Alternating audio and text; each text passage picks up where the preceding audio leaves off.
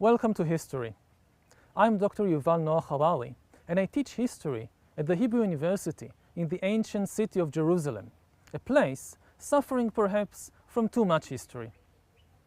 Over the last 10 years, I've been teaching an introductory course to the history of the world, beginning with the evolution of humankind in the Stone Age and reaching up to the technological and political revolutions of the 21st century, which may lead to the disappearance of humankind.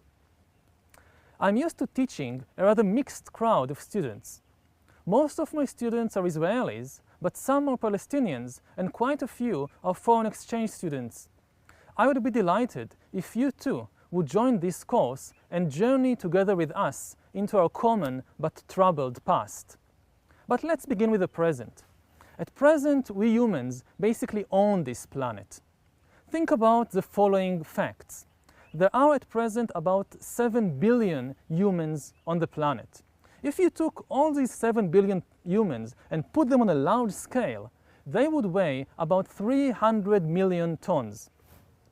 If you then took all the domesticated animals, such as pigs and cows and horses and sheep, that we humans have domesticated and enslaved for our own needs, if you took all of them together and put them on a large scale, they would weigh together 700 million tons.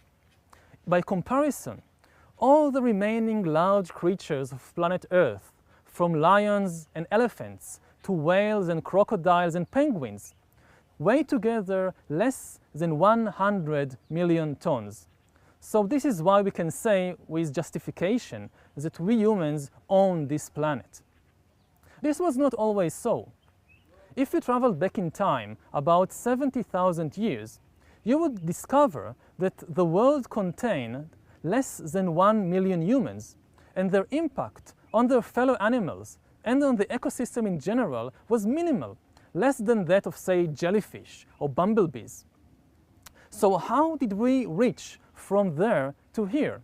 This will be the basic question of this course. How did an insignificant African ape turn itself into the master of the entire planet? Now, when people try to answer this question, they often look for some unique quality of humans, of the individual human, which is different from all other animals, as if there is some essential difference between my body and my brain and the body and brain of, say, a chimpanzee or an elephant that makes me so much better, so special.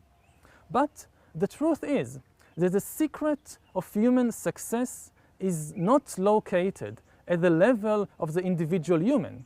It is located at the level of the collective. We control the world because we are the only species on the planet that knows how to cooperate flexibly and in large numbers. Ants and bees and other social animals, they know how to cooperate in very large numbers. Thousands and tens of thousands of ants can cooperate, but they do so in very rigid ways. They can't invent and change their ways every now and then. Now, there are other species of social animals, such as chimpanzees or wolves, that know how to cooperate flexibly, but they can't cooperate in large numbers. A chimpanzee can cooperate effectively only with a small number of intimately known friends and family members. Humans are the only ones that can cooperate flexibly with millions upon millions of strangers, and this is why we control the world, whereas ants eat our leftovers and chimpanzees are locked in zoos and research laboratories. If we think about this film, for example, it's a perfect example of this flexible mass cooperation. I don't know the person who is standing behind the camera and who is filming me now. I certainly don't know the people who manufactured this camera or this microphone. And I don't even know you, my students, who may be watching me at this minute from Delhi or from New York or from Tokyo or wherever. And nevertheless, even though we don't know each other, we cooperate to create this amazing thing, a course about the history of the world. Now, not all mass cooperation of humans is nice.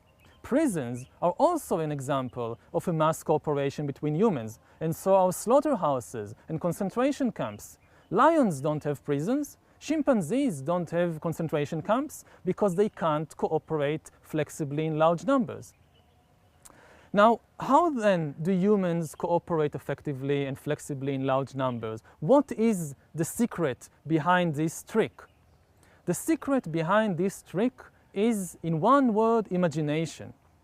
The secret is the stories which we tell each other, and even though we don't know each other, and that we all come to believe. And because we all believe in the same story, we can cooperate.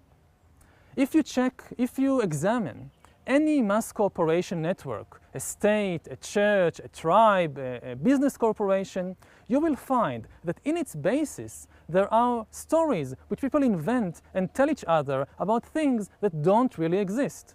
For example, stories about gods, stories about nations, stories about money, stories about human rights.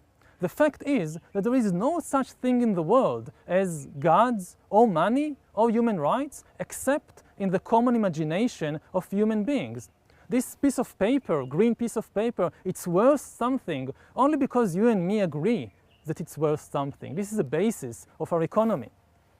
So what we will try to do in this course is to understand how humans over thousands of years have woven together an amazing, extremely complicated network of stories about gods, about nations, about money, about human rights, about justice, about all these things that gave them dominion over the world.